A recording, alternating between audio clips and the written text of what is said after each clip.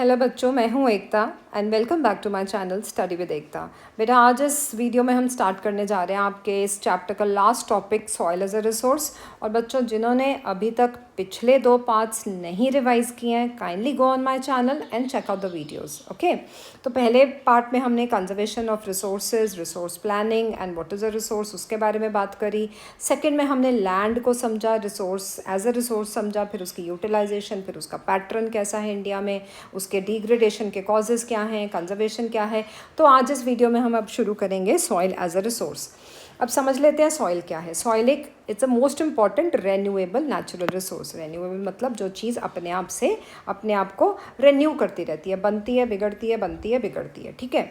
It's a medium of plant growth and supports different types of living organisms on the earth. मिट्टी पे vegetation होती है, अलग अलग तरह के जीव जंतु मिट्टी के अंदर रहते हैं, जैसे कि अर्थवॉर्म्स हो गए, स्नेल्स हो गए, आपके ये रोडेंट्स हो गए, एंड्स हो गई। ठीक है, तो उनके लिए तो सॉइल क्या है, एक सॉइल एक कंप्लीट लिविंग सिस्टम है। ठीक है, जो बन रहा है, बिगड़ रहा है, बन रहा है, बिगड़ रहा है, and it takes millions of years. We all know it's not a one day task. मिट्टी एक दिन का काम नहीं है कि भैया पत्थरों की वेदरिंग हुई और झट से मिट्टी तैयार। It takes lot of time for the soil to renew itself. तो कौन कौन से फैक्टर्स हैं जो सॉइल को फॉर्मेशन में हेल्प करते हैं? रिलीफ यानी कि वहाँ का लैंडस्केप कैसा है, माउंटेन है, प्लेट्यू है, आइलैंड है, क्या है, पेरेंट रॉक या बेड रॉक। अब ये देखो सॉइल प्रोफाइल है, इसके अंदर आपको पेरेंट रॉक नज़र आ रहा है ना।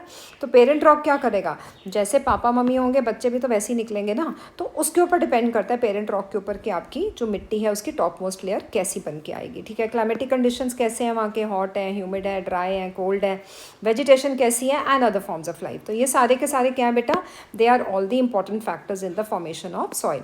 ठीक है, अब नेचुरल फैक्टर्स भी आते हैं। नेचुरल फैक्टर्स को समझ लेते हैं, कौन कौन से हैं। चेंज इन टेम्परेचर, ठीक है, टेम्परेचर चेंजेस होते रहते हैं टाइम टू टाइम।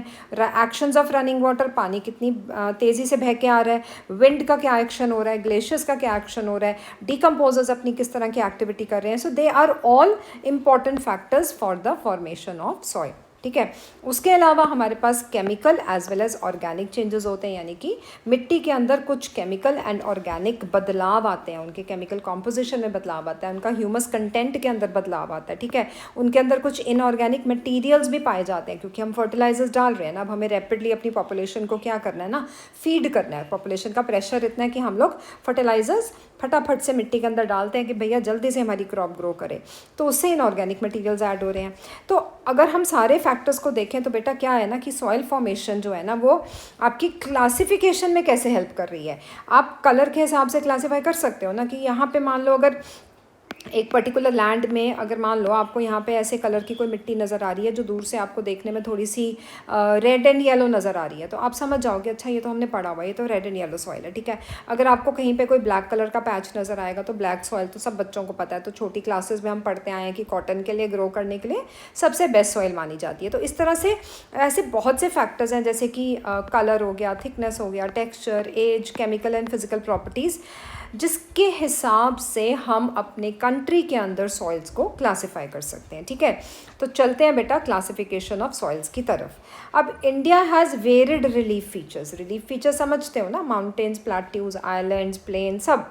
ठीक है, लैंडफॉर्म्स अलग हैं, क्लाइमेटिक रेल्म्स अलग अलग, क्लाइमेटिक कंडीशंस हैं, वेजिटेशन टाइप अलग है, कहीं फॉरेस्ट है, कहीं हर्ब्स हैं, श्रब्स हैं, अलग अलग तरह की वेजिटेशन है।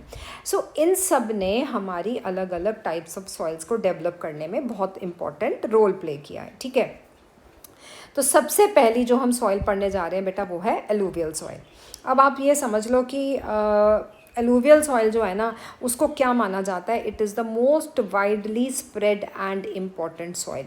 अब widely spread and important soil से क्या मतलब है कि भैया ये बहुत ज़्यादा एरिया में फैली हुई है। और सबसे इंपॉर्टेंट सॉइल क्यों है, क्योंकि इस पे maximum number of crops grow कर सकती हैं। ठीक है, entire northern plains are made of alluvial soil and they have been deposited by 3 important river. कौन कौन से? हिमालयन रिवर सिस्टम में इंडस, गंगा एंड ब्रह्मपुत्रा। ये आपने बेटा 9th में भी पढ़ा हुआ है। फिजिकल फीचर्स ऑफ इंडिया उठा लो, ड्रेनेज चैप्टर उठा लो, उसके अंदर आपको ये सारी डिस्क्रिप्शंस, जो बच्चे 9 से अब आ रहे हैं तो उनको जिनको याद है, ठीक है ना, उनके लिए तो बहुत बड़ा एडवांटेज है। यानी कि बच्चे बोलते हैं ना, अरे यार 9th की पढ़ाई कर ली ना, बस अब ठीक है अब 10th में जाएंगे पढ़ेंगे, मतलब वो आप अगर याद रखते हो तो उससे आपको कहीं ना कहीं एडवांटेज रहेगा। आपका एक बैकग्राउंड आपको एक चीज़ जो है रिलेट करने में हेल्प कर सकता है। ठीक है, अब ये जो बेटा एलुवियल सॉइल है ये किन 3 नदियों की वजह से बन रही है और कितने ज़्यादा एरिया में फैली हुई है हमारी कंट्री के अंदर, ठीक है। मेन जो नदियां हैं बेटा कौन कौन सी हैं देखो। अब इस मैप को यहाँ पे स्टडी कर लेते हैं, मैं आपको आगे ले चलती हूँ, मैप आपको यहाँ से क्लियर समझ में आ जाएगा। देखो अब यहाँ से आपकी इंडस रिवर बहती हुई आ रही है, ठीक है। इंडस की कितनी सारी ट्रिब्यूटरीज हैं, रवि है, सतलुज है, ब्यास है, ठीक है। और ये वाला जो एरिया यहाँ पे तो गंगा रिवर की कितनी ट्रिब्यूटरीज है ना, घाघरा, सोन, गंडक, कोसी, ये सारी गंगा प्लेन्स हो गए। और जो यहाँ से टसैंगपो तिब्बत से होती हुई आती है हमारे यहाँ पे नॉर्थ ईस्ट स्टेट में और अरुणाचल प्रदेश में एंटर करती है हमारी, वो कौन सी है, ब्रह्मपुत्र नदी। तो भैया ये जो तीनों नदियाँ हैं, इंडस हो गई, ये गंगा होगी, ये ब्रह्मपुत्र होगी, इन तीनों नदियों के द्वारा लाए गए जितने भी पार्टिकल्स हैं, सैंड हो गया, सिल्ट हो गया, क्ले हो गया, they all together are bringing a lot of sediments to this area. मतलब ये सारा का सारा जो आपका एरिया है ना, जो आप देख रहे हो ग्रीन कलर का, ये जो आपको एरिया नज़र आ रहा है, this is all your alluvial soil. That means alluvial soil कहाँ से कहाँ तक फैली हुई है बेटा, नॉर्थ वेस्टर्न एरिया से होती हुई कहाँ जा रही है, आपके नॉर्थ ईस्टर्न एरिया में, ठीक है। और उसके अलावा एक छोटा सा कॉरिडोर है, यानी छोटा सा पैसेज है जो कि कनेक्ट कर रहा है इसको राजस्थान और गुजरात के साथ भी, यानी कि उन वाले वेस्टर्न एरियाज़ में भी आपको इन मिट्टी के अलग अलग पैचेस नज़र आएंगे। और इसके अलावा बेटा जो और आपको यहाँ पे देखना है ध्यान से इस मैप का, ये ईस्टर्न कोस्टल प्लेन वाला एरिया, यहाँ पे भी एलुवियल सॉइल की आपको बड़ी ही क्लियर डिमार्केशन दिखेगी। और ये कहाँ से आ रही है, जो ये महानदी, कृष्णा, गोदावरी, ये जो नदियाँ बहती हैं ना, इनके जब डेल्टाज है ना, जब यहाँ पे डेल्टाज इनके ओपन होते हैं तो ये सारा का सारा जो अपना सैंड, सिल्ट, क्ले, सेडिमेंट है वो यहाँ पे डिपॉजिट कर देते हैं। तो ये मिट्टी क्या होगी आपकी, अगेन एलुवियल सॉइल होगी। तो जब आपको मैप आएगा ना बेटा आइडेंटिफाई करना, तो आपको क्लियरली पता होना चाहिए कि हमारी एलुवियल सॉइल कहाँ कहाँ पे पाई जाती है, ठीक है। It is found in the eastern coastal planes, in the deltas of Mahanadi, Godavari, Krishna and Kaveri. और ऊपर हमने अभी आपको बताया ना कि एक छोटा सा कॉरिडोर है जो इस मिट्टी को कहाँ एक्सटेंड कर रहा है, कहाँ लेके जा रहा है, राजस्थान एंड गुजरात में। तो आपको पता लग गया, एरिया पता लग गया इसका बेटा, लोकेशन पता लग गई आपको, ठीक है, समझ लिया। तो पहला आपका जो इम्पोर्टेंट पॉइंट है एलुवियल सॉइल का वो आ गया, एरिया एंड लोकेशन, ठीक है। अब समझ लेते हैं आपकी मिट्टी का, इसको कॉम्पोजिशन कह लीजिए, ठीक है। मिट्टी के अंदर क्या क्या पाया जाता है। अब देखो माउंटेन्स जब बेटा फ्लो करते हुए आते हैं ना, सॉरी रिवर्स जब फ्लो करते आते हैं माउंटेन के ऊपर से, तो वो अपने साथ अलग अलग प्रोपोर्शन में सैंड, सिल्ट एंड क्ले लेके आते हैं, ठीक है। अब एलुवियल सॉइल के अंदर भी काफ़ी प्रोपोर्शंस मिलेंगे आपको सैंड, सिल्ट एंड क्ले के। जैसे जैसे आप रिवर वैलीज़ की तरफ बढ़ोगे तो सॉइल पार्टिकल्स आपको थोड़ा बड़े साइज़ का नज़र आएगा। कहाँ पे नज़र आएगा बेटा, मान लो ये माउंटेन है, ठीक है। अब माउंटेन के अपर एरियाज़ में जो नदियाँ होती हैं ना, यहाँ पर आपको मिट्टी का साइज़ जो है ना वो थोड़ा बड़ा नज़र आएगा।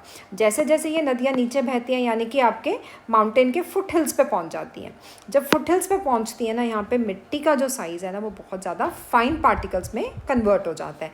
और ये वाले जो प्लेन्स होते हैं इनको हम क्या बोलते हैं, they are known as the piedmont planes.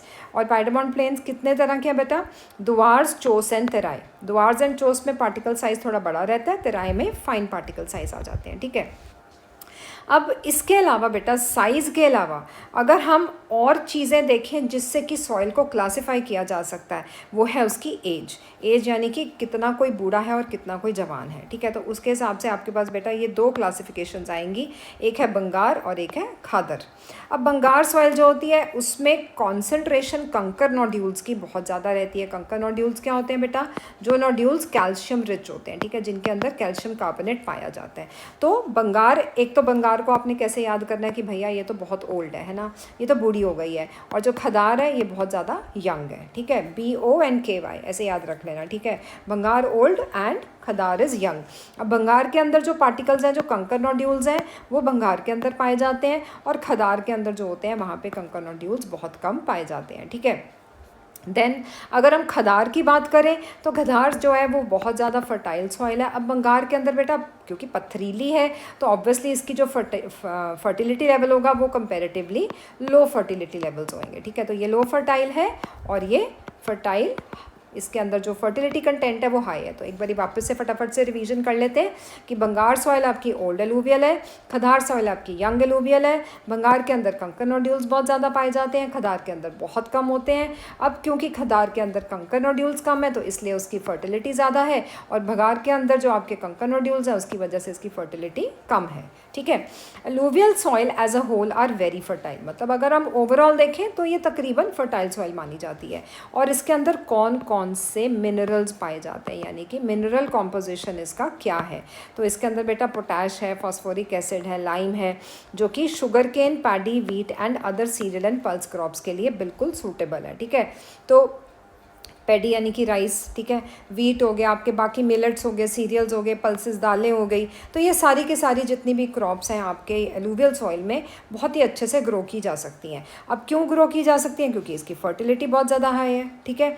अब फर्टिलिटी हाई है उस वजह से क्रॉप्स ग्रो कर रही हैं। अब क्रॉप्स ग्रो कर रही हैं तो वहाँ पर ऑब्वियसली बात है कि बेटा वहाँ की पॉपुलेशन जो होगी वो बहुत ज़्यादा डेंसली पॉपुलेटेड होगी, वहाँ पर बहुत ज़्यादा हैबिटेशन होगी। ठीक है। अब सॉइल जो ड्रायर एरियाज़ में होती है that is more alkaline. Alkaline क्यों हो जाती है ड्रायर एरियाज़ में, उसको भी पढ़ेंगे। एरिड सॉइल में क्योंकि इवेपोरेशन हो जाती है ना वाटर की, इतना ज़्यादा वहाँ पे ड्राई रहता है, वहाँ पे इतनी गर्मी रहती है कि वो वाटर इवेपोरेट हो जाता है और जो सॉइल है वो सलाइन हो जाती है, उसमें नमक की मात्रा ज़्यादा पाई जाती है, जिसकी वजह से वो एल्कलाइन हो जाती है। लेकिन उसको भी ठीक करना हमारे हाथ में है, हम उसको प्रोडक्टिव बना सकते हैं अगर हम उसकी प्रॉपर ट्रीटमेंट एंड समय पर इरीगेशन करें तो। ठीक है बच्चों, तो एलुवियल सॉइल आपको क्लियर हो गई है। अब आगे चलते हैं बेटा ब्लैक सॉइल की तरफ। देखो अब आपको एलुवियल सॉइल पे अगर क्वेश्चन आता है तो आपको इनडायरेक्ट क्वेश्चन देंगे कि explain any 5 features of the soil that is obtained from the major Himalayan river systems. ठीक है। तो आपको याद आने का, अच्छा ये तो हिमालयन रिवर सिस्टम तो एलुवियल सॉइल हो गया क्योंकि उसमें इंडस, गंगा, ब्रह्मपुत्र तीनों हिमालयन रिवर्स हैं। ठीक है। तो आपने क्या करना है, एरिया लोकेशन बता देना है। ठीक है। आपने उसका कॉम्पोजिशन बता देना है। ठीक है। पाइडमॉन्ट प्लेन्स एक अलग पॉइंट दे सकते हो।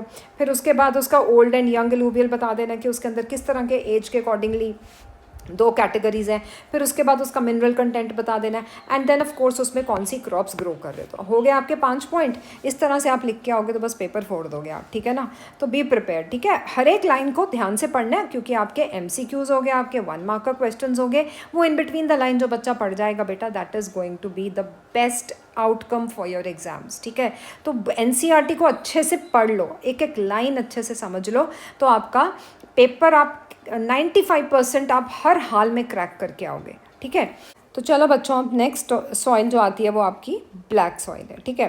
The soils are black in colour and they are also known as regur soil. Regur बेटा एक वर्ड है, it's basically a Latin word जिसको रीगर्जिटेटर बोला जाता है। ये रूट वर्ड है रेगूर का। इसका मतलब होता है ओवरफ्लो, मतलब एक ऐसी सॉइल जो किसी चीज़ के ओवरफ्लो करने से बनी है। और आपको पता है ये जो सॉइल है ये कहाँ पाई जाती है बेटा, डेक्कन प्लेट्यू में।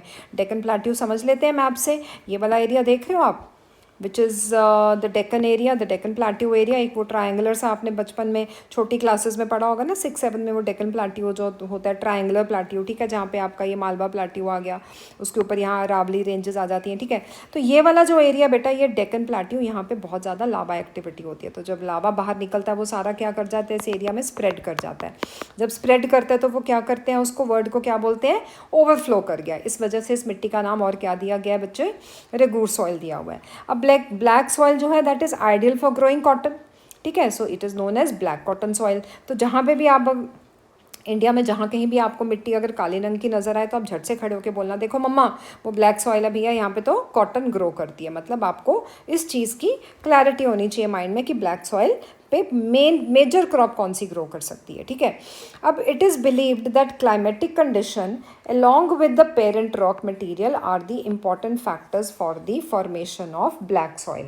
यानी कि अगर आपने ब्लैक सॉइल की क्लाइमेटिक कंडीशंस को समझ लिया, उसके पेरेंट रॉक मटेरियल को समझ लिया, जैसे कि हमने अभी भी पढ़ा सॉइल के एज अ रिसोर्स में कि बहुत से फैक्टर्स होते हैं जो कि सॉइल के फॉर्मेशन में हेल्प करते हैं कि वहाँ का पेरेंट रॉक कैसा है, वहाँ की क्लाइमेटिक कंडीशंस कैसी हैं। ठीक है। उसके ऊपर निर्भर करता है कि वहाँ की मिट्टी कैसी होगी। अब जाहिर सी बात है जहाँ पे लावा एक्टिविटी हो रही है, जहाँ पे लावा जो है वो ओवरफ्लो करके लैंड पे आ रहा है, तो वहाँ वो ऑब्वियसली ब्लैक कलर की डिपोजिशन छोड़ के जाएगा, जिसकी वजह से वहाँ की मिट्टी का कलर कैसा हो जाएगा, ब्लैक हो जाएगा। जो बसाल्ट रॉक होता है उसकी वजह से यहाँ की जो एरिया है वो यहाँ पे ब्लैक सॉइल पाई जाती है। और वो एरिया कौन सा बनता है बेटा, आपका डेक्कन ट्रैप। ठीक है। जो कि आपका नॉर्थ वेस्ट रीजन के अंदर और थोड़ा सर्दर्न रीजन के अंदर पाया जाता है। ठीक है।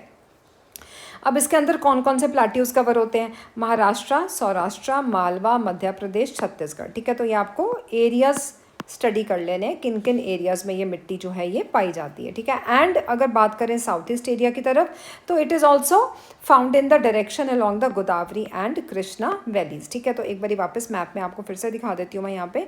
ये देखो बेटा, यहाँ पे आपको डेक्कन प्लेट्यू नज़र आ गया, ये आपका सौराष्ट्र रीजन हो गया। ठीक है, ये आपका सारा का सारा आपका महाराष्ट्र आ गया, मध्य प्रदेश आ गया। ठीक है, और इस तरह से आपको कुछ कुछ पोर्शन, जैसे मैंने आपको बताया कि कुछ पैचेस आपको यहाँ भी नज़र आएंगे जो कि आपके कौन सी नदियों से पाए जाते हैं? गोदावरी एंड कृष्णा वैलीज के एरिया में पाए जाते हैं। ठीक है, अच्छा, ब्लैक सॉइल जो है बेटा, ये किस चीज़ की बनी होती है? ये बनी होती है फाइन क्ले पार्टिकल्स की। मतलब जैसे आप क्ले के साथ खेलते हो ना, बहुत ज़्यादा मज़ा आता है आपको, इतनी सॉफ्ट सी होती है क्ले, हाथों में आती है और आप उससे कुछ भी बना लेते हो, है ना, किसी चीज़ में भी उसको मोल्ड कर लेते हो। तो मतलब इस मिट्टी के अंदर अगर पानी डाल दिया जाए ना, तो ये पानी को बहुत अच्छे से होल्ड कर लेती है। ठीक है, in addition it is rich in soil nutrients. कैसे न्यूट्रिएंट्स होते हैं इसके अंदर? Calcium carbonate, magnesium, potassium, lime. अभी हमने एलुवियल सॉइल के न्यूट्रिएंट्स पढ़े, उसमें फॉस्फोरिक एसिड है, उसमें पोटैश है, लाइम है। ठीक है, तो ऐसे ही ब्लैक सॉइल का जो कॉम्पोजिशन है वो किस तरह के मिनरल्स इसके अंदर पाए जाते हैं?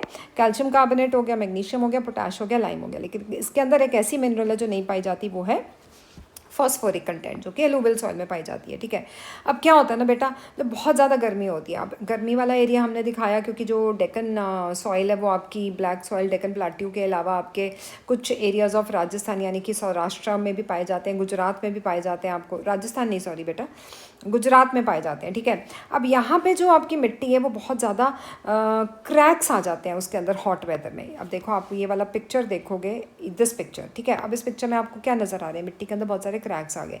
क्रैक्स आने से क्या होगा ना, ये जो क्रैक्स डेवलप हुए हैं ना, इन क्रैक्स के ज़रिए क्या होगा, मिट्टी बेचारी जो इतनी देर से पानी लिए बैठी थी, जुड़ी बैठी थी, अब उसके अंदर सांस लेने की कैपेसिटी बढ़ गई है, यानी कि एरिएशन हो जाएगी। जितने क्रैक्स डेवलप होंगे उतनी ईजिली इसकी एरिएशन होगी। ठीक है, तो प्रॉपर एरिएशन हो जाएगी सॉइल में, लेकिन जैसे ही पानी डालोगे वैसी चिपचिपी हो जाएगी। ठीक है ना, जैसे अब आप मान लो घर में मैदा आटा कुछ भी लेते हो, उसके अंदर पानी डालते हो तो हाथ आपके कितने स्टिकी से हो जाते हैं ना, कैसे चिपक जाता है आपके हाथों को। ठीक है, तो आपको फटाफट से उनको क्या करना पड़ता है ना, अच्छे से आटे का एक डो बनाना पड़ता है। अगर इमीडिएटली नहीं बनाओगे तो क्या होगा कि आपका जो पड़ा पड़ा आटा है वो सूख जाएगा, उसमें क्रैक्स आ जाएंगे, जितना पानी डाला था वो धीरे धीरे टाइम के साथ क्या हो जाएगा, इवेपोरेट हो जाएगा। ठीक है, तो फार्मर्स क्या करते हैं, जैसे मान लो अगर यहाँ एरिया में उन्होंने एरिड सॉइल है, अब उसके अंदर क्रैक्स आए हुए हैं। ठीक है, ये मिट्टी ऐसे पड़ी है हमारी, जैसे ही उन्होंने यहाँ पे पानी डाला, इसके ऊपर पानी डालते क्या हो गया, इस मिट्टी ने पानी को एब्जॉर्ब कर लिया, क्योंकि मॉइस्चर होल्डिंग कैपेसिटी बहुत अच्छी है। जैसे ही पानी एब्जॉर्ब करेगी वैसे ये एकदम स्टिकी और वेट हो जाएगी। तो फार्मर ने क्या करना, भैया अपना खेत, अपना हल लेके इस खेत को जोतना शुरू कर दो, यानी कि इसकी टिलिंग करनी शुरू कर दो, इसको प्लोइंग करनी शुरू कर दो। ठीक है, इमीडिएटली कर दो, जैसे ही पानी आया, जैसे ही बारिश आई, इसकी टिलिंग स्टार्ट कर दो, वरना फिर से इसके अंदर एरिएशन शुरू हो जाएगी और फिर इसको वापस से टिल करना मुश्किल हो जाएगा। ठीक है, तो ब्लैक सॉइल को आपको समझ में आ गया बेटा। एक तो सबसे पहले आपको बताना कि ब्लैक सॉइल को किस नाम से जाना जाता है। ठीक है, इसके क्लाइमेटिक कंडीशंस को और इसके पेरेंट रॉक कंडीशन से इसकी जो नेचर है वो डिटरमाइन होती है। ये मिट्टी कहाँ कहाँ पाई जाती है, ठीक है, और इस मिट्टी का कॉम्पोजिशन क्या है, एंड इस मिट्टी के इम्पॉर्टेंट फीचर क्या हैं कि it can easily be aerated when it is left expose to the hot weather climatic conditions. ठीक है, तो चलिए बेटा आगे चलते हैं रेड एंड येलो सॉइल की तरफ। ठीक है, red soil develops on crystalline igneous rocks in areas of low rainfall in the eastern and southern parts of the Deccan plateau. ये देख लेते हैं बेटा मैप में, ये रहा मैप। ठीक है, अब ये जो डेक्कन प्लेट्यू है ना, ये वाला जो आप सेंट्रल ग्रे कलर का पोर्शन देख रहे हो जहाँ पे ब्लैक सॉइल पाई जाती है, इसी के ईस्टर्न पार्ट पे और इसी के सर्दर्न पार्ट पे, ये भी इसका ईस्टर्न पार्ट हो गया। इन तीनों पॉकेट्स के अंदर आपको कौन सी मिट्टी नज़र आ रही है, that is your red and yellow soil. ठीक है, okay, yellow and red soils are also found in the parts of Odisha, Chhattisgarh, southern parts of Middle Ganga Plain and along the Piedmont zone of Western Ghats। तो वापस से map की एक और छोटी सी झलक ले लेते हैं बेटा। ये वाला जो पोर्शन है ना आपका, ये है middle Ganga plains. Middle Ganga plains के साउथ पे चले जाओ तो आपको again red and yellow soil नज़र आएगी। ठीक है, फिर यहीं पे आपका ये झारखंड छत्तीसगढ़ वाला एरिया आ गया, यहाँ पे भी आपकी रेड एंड येलो सॉइल है। ठीक है, अब जो पाइडमॉन्ट प्लेन्स है, पाइडमॉन्ट प्लेन्स आपको याद है ना, हमने अलूवियल सॉइल में पढ़े थे, दुआर्स, चोस एंड तराई। तो जैसी मिट्टी जो है माउंटेन के फुटहिल्स में आती है, वहाँ पे बहुत ज़्यादा फाइन पार्टिकल्स में कन्वर्ट हो जाती है, यानी कि बहुत ज़्यादा उसके अंदर फाइन पार्टिकल्स की मात्रा बढ़ जाती है। तो ठीक है, ये वाला जो एरिया है ना towards the western coastal planes, यहाँ पे भी रेड एंड येलो सॉइल पाई जाती है। ठीक है बच्चों, तो ये आपको एरिया समझ में आ गए। ठीक है, कहाँ पे लोकेटेड है, आपको इसका जो क्लाइमेटिक फैक्टर्स हैं वो समझ में आ गए कि इस मिट्टी के बनाने के पीछे या इस मिट्टी के बनने के पीछे या ये मिट्टी किन क्लाइमेटिक कंडीशंस में पाई जाती है वो आपको समझ में आ गया। एक तो लो रेनफॉल, और बेटा इसके साथ आप एक और चीज़ यहाँ पे लिख सकते हो, that is your high temperature. ठीक है, अब समझ लेते हैं इस मिट्टी का कलर रेड है तो रेड क्यों आया। ठीक है, अब देखो आप लोग साइंस करते हो, रेडिश कलर बेसिकली आता कहाँ से, हम लोग एक्सपेरिमेंट करते हैं ना, कॉपर का आयरन के साथ किया, कॉपर सल्फेट का आयरन के साथ किया, तो बेसिकली आयरन ऑक्साइड जो है ना, जो बेसिकली इसको रस्ट कहते हैं, आप ये सोच लो कि मिट्टी को जंग लग गई है ना, आप ये सोच के चलो कि उसका भैया कलर अब रेड कलर का हो गया। ठीक है, अब ये सॉइल्स बनती कैसे हैं, रेड सॉइल कैसे बनती है, देखो अब ये सॉइल्स वेदरिंग होती है, ये तो आपको सबको पता है ना कि जो सॉइल है that is you know the ultimate result और the ultimate outcome of the weathering of the parent rock.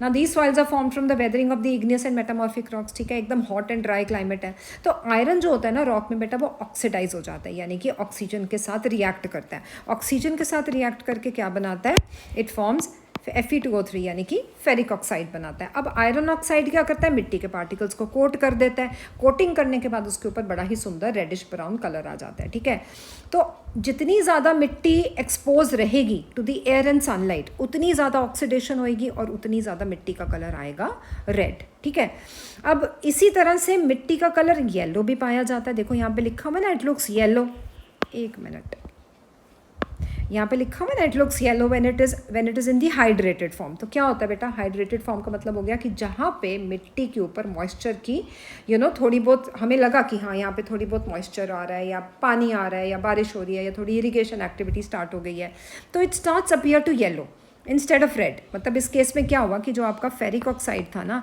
वो हाइड्रेट होना शुरू हो गया। अब हाइड्रेट होगा तो वो ऑक्सीडाइज नहीं होगा, उससे क्या होगा, मिट्टी को येलोविश टिंट मिलना शुरू हो जाएगा। और कौन सी लेयर्स में, usually in the moist layers. ठीक है, तो ये रेड एंड येलो सॉइल्स हैं, केमिकली बच्चों सिमिलर हैं, सिर्फ इनका कलर चेंज होता है, that is again depending upon the moisture and drainage and the oxidation levels. ठीक है बेटा, तो ये रेड एंड येलो सॉइल आपकी क्लियर होगी। अब आगे बढ़ते हैं बच्चों लेटराइट सॉइल की तरफ। अब इस लेटराइट सॉइल को भी हम देख लेते हैं मैप के अंदर कहाँ पे पाई जाती है। देखो लेटराइट सॉइल के ना पैचेस आपको बहुत कम नजर आएंगे। एक तो ये लेटराइट सॉइल आपकी वेस्टर्न कोस्टल प्लेन्स की तरफ पाई जाती है। ठीक है, कुछ एरिया आपका यहाँ पे नॉर्थ ईस्टर्न स्टेट्स में पाया जाता है और कुछ पैचेस अगेन आपके towards the eastern coastal planes पाए जाते हैं। ठीक है, तो लेटराइट सॉइल के जो एरिया है वो बहुत ज़्यादा कम मात्रा में पाया जाता है। अब लेटराइट सॉइल जो है ना, वो किस लेटिन वर्ड से डिराइव हुई है, that is derive from the word later which means brick. अब ब्रिक की नेचर कैसी होती है ना, आप ब्रिक को हाथ लगाते हो कितनी खरदरी होती है और कितनी ज़्यादा ड्राई रफ सी होती है ना। तो laterite soil develops under tropical and सब tropical climate with alternate wet and dry season. ठीक है, अब ये जो alternate wet and dry season है, यानी कि बारिश हो रही है तो कभी नहीं हो रही। ठीक है, और ट्रॉपिकल एंड सब ट्रॉपिकल क्या होता है, ये आप ट्रॉपिक ऑफ कैंसर देख रहे हो आपकी कंट्री में से पास कर रहा है, तो ये वाला जो रीजन है ये सब ट्रॉपिकल है और उसके नीचे वाला जो रीजन है ये ट्रॉपिकल है। तो मिट्टी जो है भैया लेटराइट सॉइल आपकी दोनों रीजन में पाई जा रही है, इधर भी पाई जा रही है ये मिट्टी, इधर भी पाई जा रही है और इधर भी पाई जा रही है, यानी कि ट्रॉपिकल एंड सब ट्रॉपिकल एरियाज दोनों में ये मिट्टी हमें देखने को मिल रही है। Okay, now soil is the result of intense leaching due to heavy rain. अब पेपर में क्या आता है ना बेटा, आपको डायरेक्ट क्वेश्चन तो देंगे नहीं कि लेटराइट सॉइल के भैया ऊपर पॉइंट्स लिखो। चलो किस्मत की बात है, कभी बोर्ड में ऐसा क्वेश्चन आ भी सकता है, लेकिन ये क्या बोलते हैं ना कि which soil is formed due to the intense leaching. ठीक है, तो write down the important features. तो ये क्वेश्चन ऐसे ट्विस्ट होके आ जाएगा। तो जिन बच्चों ने डिटेल में पढ़ा होगा उनको याद होगा कि लीचिंग जो होती है वो कहाँ होती है। तो आपको कैसे याद करना है, L for laterite and L for leaching. ठीक है, ये बनाने के लिए आपको खुद ही कुछ ना कुछ उसके हिसाब से कुछ चीज़ें जो हैं वो दिमाग में क्रिएट करनी पड़ेंगी कि भैया ये एल से लीचिंग है तो एल से ही लेटराइट है। तो मैंने तो ऐसे याद कर लिया। ठीक है, अब लीचिंग क्या होती है ना कि बहुत ज़्यादा बारिश हो रही है। ठीक है, तो क्या होगा ना, बारिश जो होगी वो मिट्टी की ऊपर वाली लेयर को इरोड करके ले जाएगी। तो सॉइल जो है ना उसकी क्या नेचर कैसी हो जाएगी, वो बहुत ज़्यादा एसिडिक हो जाएगी। ठीक है, उसके अंदर सॉल्ट कंटेंट बहुत ज़्यादा आ जाएगा, एसिडिक हो जाएगी। ठीक है, सॉरी सॉल्ट कंटेंट कम रहेगा उसके अंदर, वो तो अल्कलाइन के अंदर आता है। ठीक है, laterite soils are very deep to very deep, मतलब ये बहुत ज़्यादा, जैसे मैंने आपको बताया ना, काफ़ी डीपर लेयर्स में जाके रहती है। मतलब यहाँ पे फॉरेस्ट ग्रो कर सकते हैं, फॉरेस्ट की जो रूट्स होती हैं they are very deep into the layers of the soil, right? And they are generally deficient in the plant nutrients. Plant nutrients की बहुत ज़्यादा यहाँ पे shortage होती है, and they occur mostly in the southern states, the western Ghats, and the region of Maharashtra, Odisha, and some parts of West Bengal and northeast region. जैसे कि मैंने अभी आपको मैप में दिखाया, तो ये आपने एरियाज़ लर्न कर लेने कि कौन से एरियाज़ में पाई जाती है और कौन से क्लाइमेटिक कंडीशंस के अंदर ये मिट्टी जो है ये बनती है, ठीक है? कौन से क्लाइमेटिक कंडीशंस है कि alternate wet and dry season भी रहेगा और ट्रॉपिकल एंड सब ट्रॉपिकल क्लाइमेटिक एरियाज़ में भी पाई जाएगी, ठीक है? अब क्योंकि ये जो मिट्टी है बहुत ज़्यादा डीप है टू वेरी डीप है, तो जनरली ये कौन सी वेजिटेशन को सपोर्ट करती है? It supports deciduous and evergreen forest, ठीक है? It is humus rich but under sparse vegetation and in semi arid environment it is generally humus poor. तो जहाँ पे तो भैया बहुत ज़्यादा डीप है वहाँ पे तो ये ह्यूमस रिच रहेगी, लेकिन जहाँ पे सेमी एरिड एनवायरनमेंट आ गया वहाँ पे इसकी ह्यूमस की क्वालिटी बिल्कुल जो है वो धीरे धीरे ख़त्म हो जाएगी, ठीक है? अब क्योंकि इस मिट्टी में लीचिंग बहुत ज़्यादा हो रही है, इंटेंस मतलब जो बारिश का पानी है वो मिट्टी की लेयर को अपने साथ उड़ा के लेके जा रहा है, बहा के लेके जा रहा है, तो they are prone to erosion, ठीक है, and degradation due to the position of the landscape. क्योंकि ये घाट्स पे हैं, वेस्टर्न घाट्स की स्लोप होती है, इनकी पोजीशन ऐसी है लैंडस्केप की कि यहाँ पे जो पानी जब फ्लो करके आता है बारिश का तो ये मिट्टी को अपने साथ बहा के ले जाता है, ठीक है? तो अगर आपको इसको कंजर्व करना है तो आपको अप्रोप्रिएट स्टेप्स उठाने पड़ेंगे, ठीक है? जैसे कि कर्नाटका, केरला, तमिलनाडु की हिल्स हैं, अब इनकी जो मिट्टी है वो टी और कॉफ़ी प्लांटेशंस ग्रो करने के लिए बेस्ट है। अब ऑब्वियसली यहाँ पे आप वीट और मेज़ जैसी क्रॉप्स तो नहीं ना उगा पाओगे, कोशिश कर सकते हो अगर आप प्रॉपर टेक्निक्स अडॉप्ट कर लो, प्रॉपर कंजर्वेशन मेथड्स अडॉप्ट कर लो तो आप ट्राई कर सकते हो, लेकिन जो मेजर यहाँ पे क्रॉप्स ग्रो करती हैं बेटा वो है टी एंड कॉफ़ी की प्लांटेशंस, ठीक है? और जो रेड लेटराइट सॉइल है तमिलनाडु की, वहाँ पे आंध्र प्रदेश और केरला, वहाँ पे कौन सी क्रॉप्स ग्रो करती है? Cashew nut. तो एक तो आपको यहाँ से क्रॉप्स लर्न हो जाएंगी, ठीक है? प्लस आपको यहाँ से कुछ ऐसे फीचर्स पता लगेंगे क्रॉप्स इसके सॉइल के, जिससे कि ये समझ में आएगा कि ये मिट्टी कौन कौन से एरियाज़ में किस किस वेजिटेशन को सपोर्ट कर रही है। एरिड एरियाज़ में कैसी वेजिटेशन है, वहाँ पे बहुत स्पार्स है क्योंकि वहाँ पे ह्यूमस कम है, और अगर बात करें हम ऐसे एरियाज़ में जहाँ पे बहुत ज़्यादा डीप टू डीप लेयर पाई जाती है इस मिट्टी की, तो वहाँ पे ये डेसिडुअस एंड एवरग्रीन फॉरेस्ट को सपोर्ट करती है, ठीक है बेटा? अब चलते हैं अगली soil, that is your arid soil. अब एरिड सॉइल जान लेते हैं। एरिड सॉइल कहाँ पे पाई जाती है? देखो एक ही पैच आपको नज़र आएगा जो कि है राजस्थान, ठीक है? एरिड राजस्थान डेजर्ट एरिया है, ठीक है? वहाँ पे बहुत ज़्यादा गर्मी रहती है, ठीक है? वेदर कंडीशंस बहुत ज़्यादा वहाँ पे ड्राई होती हैं एंड टेम्परेचर बहुत ज़्यादा हाई होता है, तो वहाँ पे क्या रहेगा? The salt content is very high. क्यों? Because the nature of the soil is sandy, मतलब बहुत ज़्यादा दरदरी होती है, रेत जैसी होती है, ठीक है? And saline in nature. और इनका जो कलर है that ranges from red to brown in colour, यानी कि अगर मिट्टी का रंग आपको लाल से भूरे रंग का नज़र आए तो वो कौन सी मिट्टी कहलाएगी? एरिड। टेक्सचर कैसा उसका होएगा? रेत जैसा, दानेदार। नेचर कैसी होएगी? सलाइन, यानी कि सॉल्ट की मात्रा बहुत होगी। और कैसे क्लाइमेटिक कंडीशंस होते हैं? ड्राई क्लाइमेट, ठीक है? अब राजस्थान का क्लाइमेट कैसा है? ड्राई, बारिश बहुत कम होती है, ठीक है? टेम्परेचर बहुत ज़्यादा हाई रहता है, इवेपोरेशन बहुत फास्ट है क्योंकि टेम्परेचर बहुत ज़्यादा है, इसलिए बहुत जल्दी तेज़ी से इवेपोरेशन होती है, एंड मिट्टी जितनी जल्दी अपना मॉइस्चर कंटेंट लूज़ करती है उतना ज़्यादा उसका सॉल्ट कंटेंट इंक्रीज़ होता है, ठीक है? एंड सॉइल के अंदर ह्यूमस एंड मॉइस्चर दोनों की ही कमी होती है। तो इस तरह से आपके ये क्लाइमेटिक फैक्टर्स हैं जो इस सॉइल को बनाने में हेल्प करते हैं, ठीक है?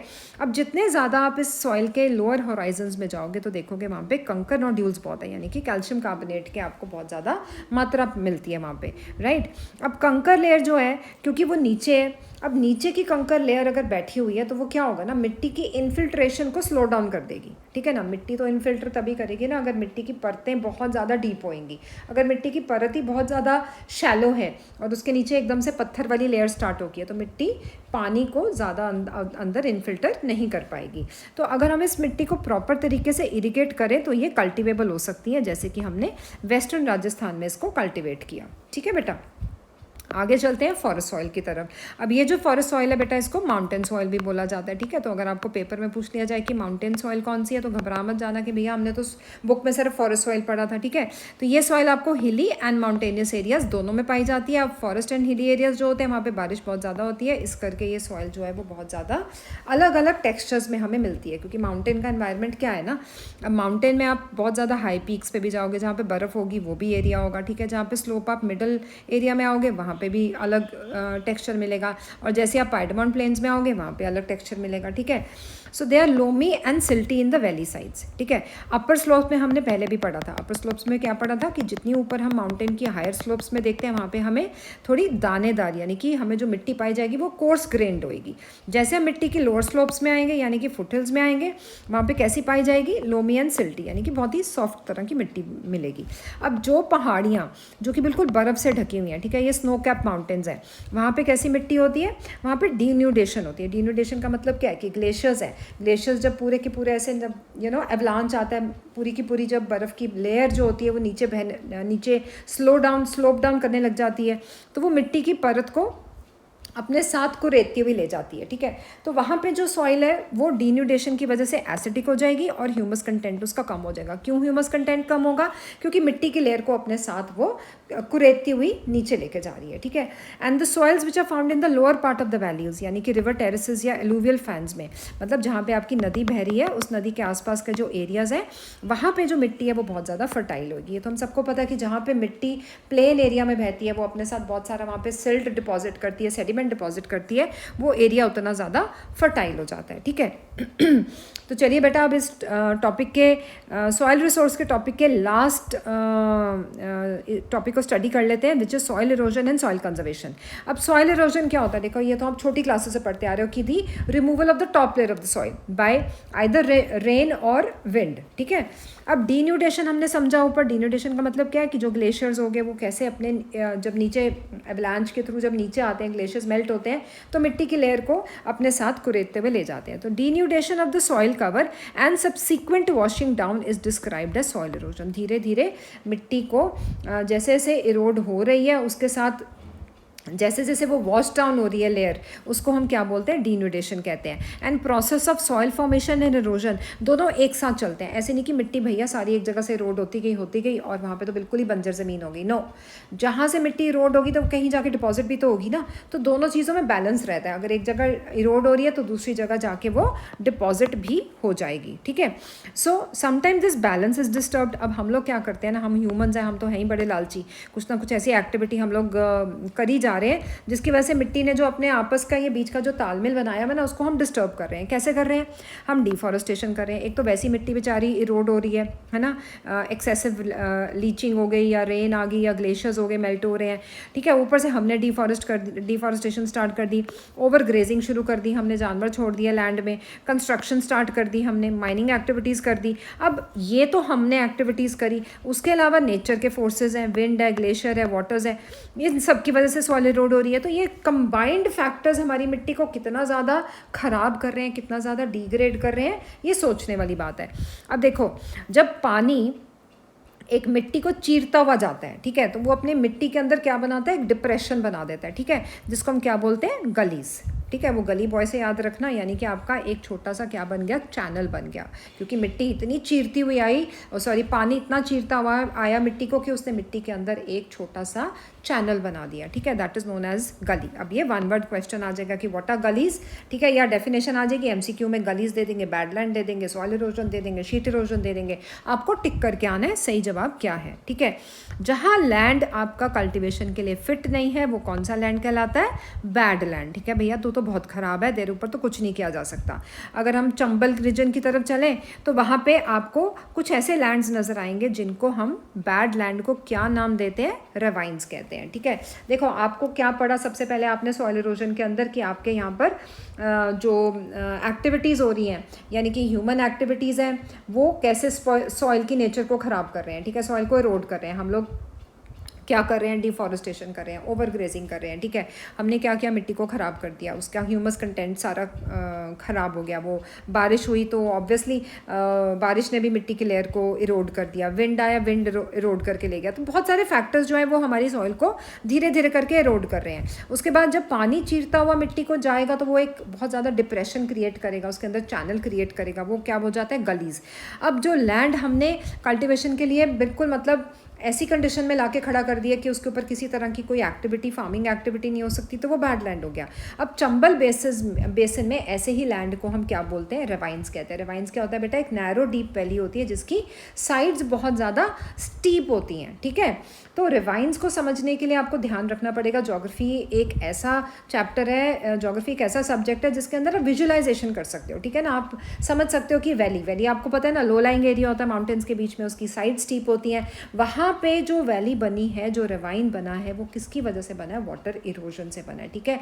वो एक तरह की डीपर गली है, ठीक है, समझ गए। और ये कौन से एरियाज़ में पाई जाती है? जहाँ पे बहुत कम ऑर्गेनिक मैटर होता है, ठीक है। रिवाइंस प्राइमरीली बनती किससे हैं? स्ट्रीम्स इरोड हो जाती है लैंड की तरफ और एक स्टीप साइडेड वैली क्रिएट कर देती है। बस ऐसे समझ के चलो कि वैली है, बहुत गहरी वैली है और उसकी साइडों पे स्लोप्स बहुत स्टीप है, तो वो रिवाइन एरिया, ठीक है।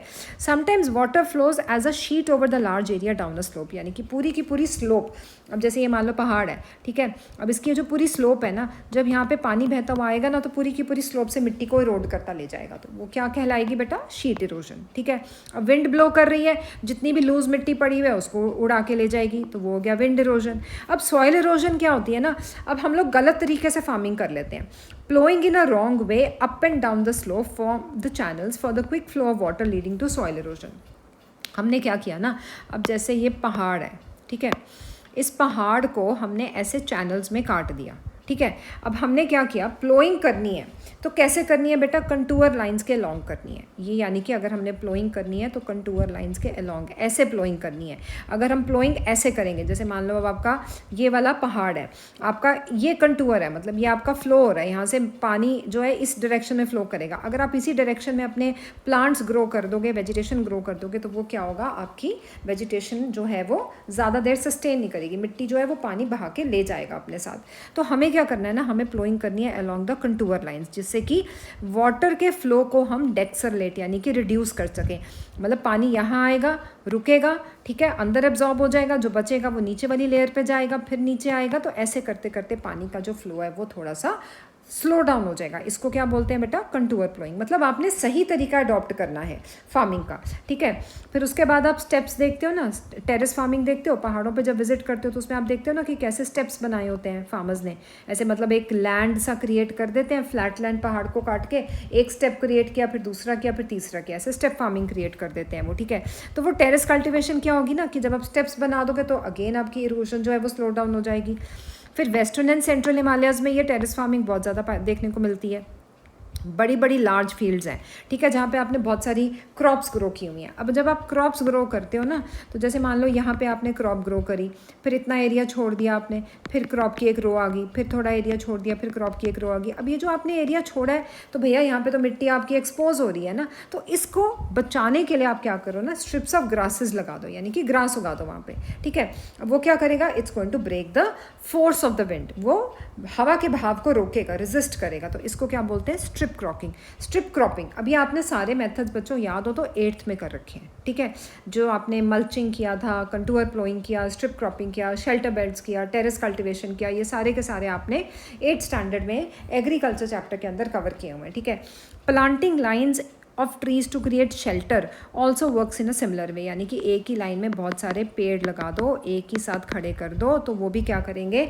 हवा और पानी के बहाव को रोकने का काम करेंगे, ठीक है। और उससे क्या होता है? आपके जो सैंड ड्यून्स हैं वो over the time period stabilize होना शुरू हो जाते हैं, and that is how it helps to create more vegetation in the desert areas of our western India. तो बच्चों यहाँ पे आपका ये चैप्टर जो है वो ख़त्म होता है। आई होप आपको इस चैप्टर की डिटेल्स अच्छे से समझ में आई होंगी बेटा। जुड़े रहिए मेरे चैनल स्टडी विद एकता के साथ, and like, share and subscribe करना मत भूलिए।